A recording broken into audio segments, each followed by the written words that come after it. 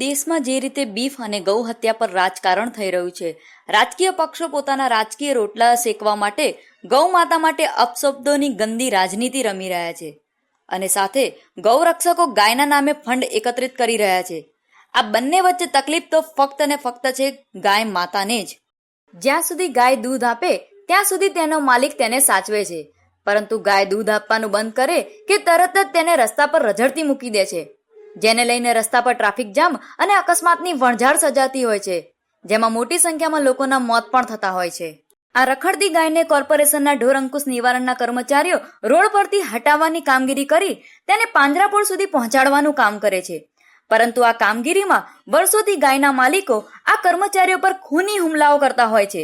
ત્યારે આ ઘટના રોકવા માટે તેમજ આ કામગીરીને પારદર્શિત બનાવવા માટે એએમસીએ દરેક ઢોર પકડવાના વાહનો ઉપર સીસીટીવી કેમેરા લગાવ્યા છે, જેનાથી આ હુમલાખોરોને પકડી તેમના વિરુદ્ધ કાર્યવાહી થઈ શકે. કોર્પોરેશન દ્વારા આ ખાસ કામગીરી હાથ ધરવામાં આવી છે, જે સરાહનીય છે અને આ કામગીરીના કારણે રઝળતી મૂકનાર ગાયના માલિકોને પણ સબક મળશે. BNN અમદાવાદ.